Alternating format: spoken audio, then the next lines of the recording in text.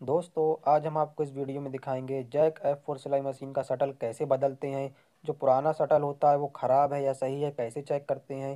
जो शटल का hook timing होता है वो कैसे सेट करते हैं। यह दोस्तों जैक की मशीन है। अगर आपके पास किसी और कंपनी की मशीन है जिसमें शटल लगना है तो शटल लगाने का जो तरीका होता है वो यही होता है जो मैं आपको वीडियो में बताऊँगा। मशीन कोई भी हो पर शटल लगाने का तरीका और हुक टाइमिंग का तरीका सेम होता है। यह दोस्तों हमारे पास 2023 मॉडल F4 सिलाई मशीन है और इसका अनबॉक्सिंग वीडियो, इसका इंस्टॉलेशन वीडियो, इसका प्राइस सभी कुछ आपको चैनल पे मिल जाएगा।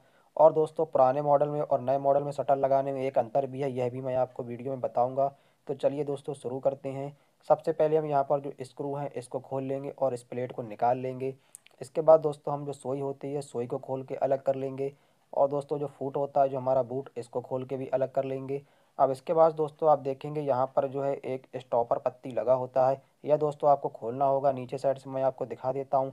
यह स्टॉपर पत्ती दोस्तों शटल को रोक के रखता है और शटल को नहीं बाहर आने देता है। बट दोस्तों ये 2018 मॉडल है, ओल्ड मशीन है। इसमें आप देखेंगे काफ़ी स्पेस हमको यहाँ पर दिया है। तो इसका दोस्तों शटल मैं बिना स्टॉपर पत्ती खोले निकाल देता हूँ और चेंज भी कर देता हूँ। पर दोस्तों जो नई मशीन आ रही है या आपके पास कोई और मशीन है तो उसमें आपको यह स्टॉपर पत्ती खोलना होगा, नहीं तो शटल बाहर नहीं आएगा। और अगर आपके पास सेम यही पुराना मॉडल मशीन है तो बिना स्टॉपर खोले आप शटल निकाल सकते हैं। अब यहाँ पर दोस्तों जो दांती है मैं इसको भी खोल देता हूँ। वैसे इसकी खोलने की मुझे ज़रूरत पड़ती नहीं है, पर दोस्तों आपको क्लियर सब कुछ दिखाई दे और हुक टाइमिंग भी सही से दिखाई दे, ये अड़े नहीं कैमरे में, इसलिए मैं दांती को भी अलग कर देता हूँ। अब दोस्तों हम शटल को अलग करेंगे। यहाँ पर शटल में हमको 3 स्क्रू मिलते हैं। तीनों स्क्रू को थोड़ा थोड़ा करके हम खोलेंगे तो शटल हमारा एकदम फ्री हो जाएगा। और इसके बाद आप देखेंगे कितना ज़्यादा स्पेस हमको इस मशीन में मिलता है, क्योंकि ये पुराना मॉडल मशीन है। अब दोस्तों जो न्यू मॉडल मशीन आ रही है उसमें इतना ज़्यादा स्पेस हमको शटल और मशीन के भी नहीं मिलता है, तो हम उसको बिना स्टॉपर पत्ती निकाले नहीं निकाल सकते। बट इस मशीन में आपने देखा हमने स्टॉपर पत्ती निकाले बिना शटल को निकाल लिया। शटल दोस्तों हमने एकदम साफ़ कर लिया, क्लीन कर लिया, जिससे कि आपको अच्छे से दिख सके।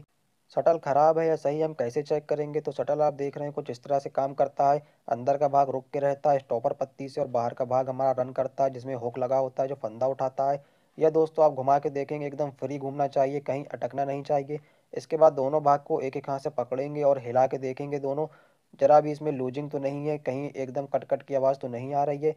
जब दोस्तों शटल हमारा पुराना हो जाता है 4 से 5 साल पुराना तो ये लूज हो जाता है, हिलने लगता है। और जब ये हिलने लगता है तो ये ख़राब हो जाता है लूज़ होने के बाद। नया शटल दोस्तों एकदम टाइट होता है, बिल्कुल भी लूज नहीं होता है और एकदम फ्री घूमता है। ये मान लीजिए ये एकदम से बैरिंग के तरीके काम करता है। तो यह जो दोस्तों शटल है इसमें जो खराबी है, दूसरी चीज़ मैं आपको बताता हूँ। आप देख रहे हैं ये हुक, हुक दोस्तों बहुत ही इंपॉर्टेंट भाग होता है। इसका दोस्तों जो हुक है वो टकरा चुका है सुई से और इसमें आ चुका है स्क्रैच। मशीन का फंदा लेने में हुक का ही काम होता है। जो हमारी सुई होती है देख रहे हैं आप, जहाँ पे खांचा कटा होता है बीच में, ये हुक हमारा उसके बगल से एकदम गुजरता है धागे को फंदा लेता हुआ।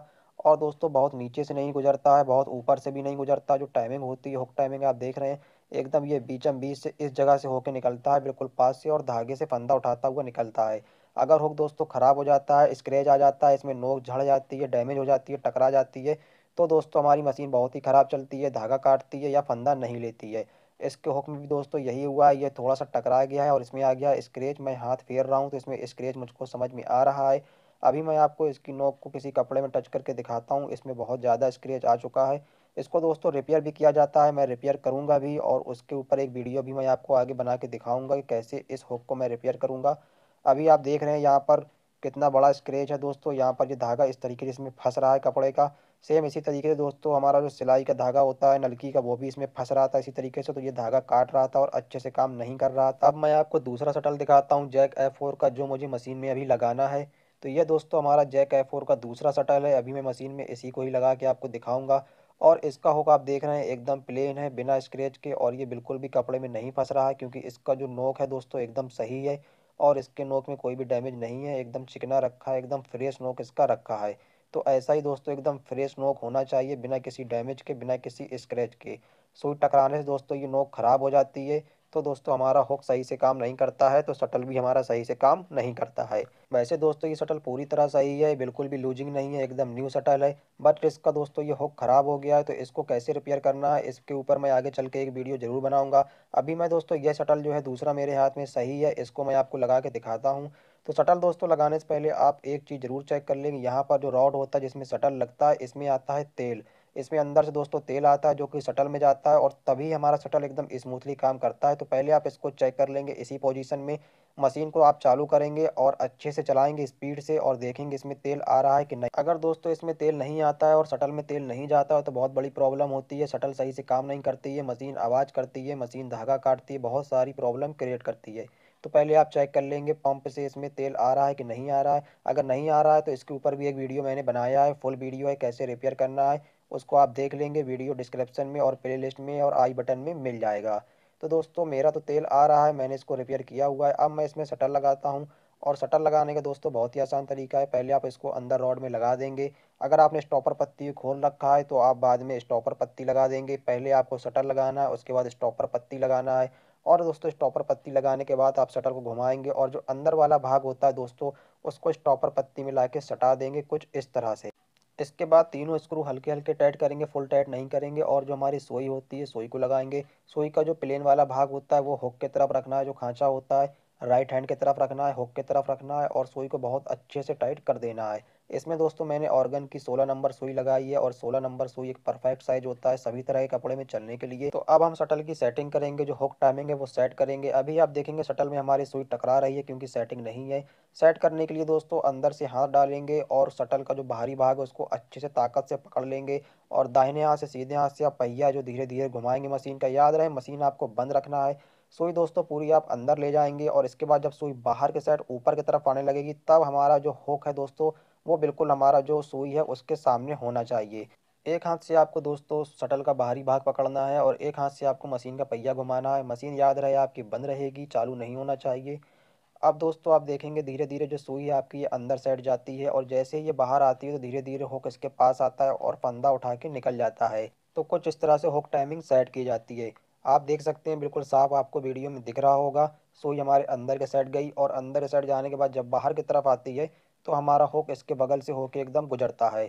और हुक की जो नोक होती है दोस्तों बस सुई के एकदम फ्लैट भाग जो होता है उसके बीच से निकलना चाहिए, ना कि बहुत नीचे से, ना कि बहुत ऊपर से। मैं पिक्चर लगा दूंगा आप देख लेंगे। सुई के एकदम बीचम बीच से हुक की नोक निकलना चाहिए। इसके बाद इसकी दूरी सेट करेंगे, हुक की जो नोक है और सुई की जो नोक है उसके बीच में कितना स्पेस होना चाहिए। तो याद रहे दोस्तों ज़्यादा स्पेस नहीं रखना है, नहीं तो मशीन हमारी चूका मारेगी। ज़्यादा स्पेस में और ज़्यादा पास नहीं रखना है वरना तो हुक की नोक खराब हो जाएगी, सुई से टकरा के चलेगी, सुई भी टूट जाएगी, कट कट की आवाज़ आएगी। आपको बस इतना स्पेस रखना है जैसे कि एक बाल के बराबर, बिल्कुल हल्का सा स्पेस। तो इसके लिए मैं दोस्तों आपको एक फार्मूला बताता हूँ, एक ट्रिक। आप एक कागज़ ले लेंगे और एक कागज़ का टुकड़ा लेने के बाद दोस्तों आप सुई के और हुक की नोक के बीच में लगा देंगे। इससे कि दोस्तों आपको पता चल जाए कि जो हमारा स्पेस है वो एकदम परफेक्ट है। बस आपको इस कागज़ के बराबर का स्पेस ही सुई में और हुक की नोक के बीच में रखना है। इससे क्या होगा दोस्तों कि आपकी सुई जो है हुक से टकराएगी भी नहीं और दोस्तों चूका भी नहीं मारेगी। एकदम पतला सा कागज़ लेना है दोस्तों आपको और बस उतना ही स्पेस आपको दोनों के बीच में रखना है, सुई की नोक और हुक की नोक के बीच में। तो यहाँ पर दोस्तों मैंने कागज़ लगा के आपको दिखा दिया कितना स्पेस आपको यहाँ पे नज़र आ रहा होगा। सिर्फ एक पतला सा कागज़ ही इन दोनों के बीच में जा रहा है। इससे क्या होगा दोस्तों मशीन हमारी चूका भी नहीं मारती है और दोस्तों हमारी सुई से टकरा के भी नहीं चलती है। तो एकदम परफेक्ट सेटिंग हमारी हो जाती है। तो बस धीरे धीरे आपको ये स्क्रू जो है तीनों टाइट कर देना है। और स्क्रू टाइट करने के लिए आप बड़ा पेचकस का इस्तेमाल करेंगे जो कि मशीन के साथ मिलता है। और सभी स्क्रू को दोस्तों 2 से 3 बार चेक करके अच्छे से टाइट करेंगे, बिल्कुल भी ढीला नहीं होना चाहिए। बहुत ही अच्छे से सारे स्क्रू को आप टाइट कर देंगे। तो कुछ इस तरह से दोस्तों आपकी शटल की सेटिंग हो जाती है। अभी मैं दोस्तों आपको इसको चला के भी दिखा दूंगा कैसी चल रही है हमारी मशीन।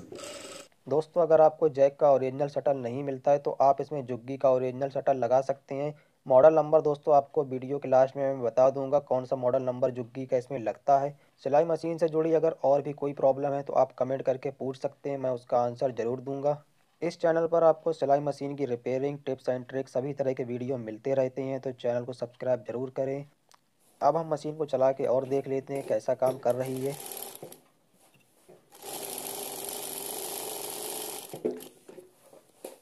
तो दोस्तों आप देख सकते हैं एकदम अच्छे से हमारी मशीन काम कर रही है और परफेक्ट शटल हमारा लग चुका है, एकदम परफेक्ट सिलाई दे रही है, ना ही चूका मार रही है ना ही धागा काट रही है। यह दोस्तों जुग्गी का शटल है जो कि जैक F4 में लग जाता है और बहुत अच्छे से काम करता है। अगर आपको जैक का नहीं मिलता तो आप इस शटल को भी लेके लगा सकते हैं, बस याद रहिए ओरिजिनल होना चाहिए। दोस्तों अगर वीडियो अच्छा लगा हो तो वीडियो को लाइक करें, शेयर करें, आने वाले वीडियो देखने के लिए चैनल को सब्सक्राइब करें।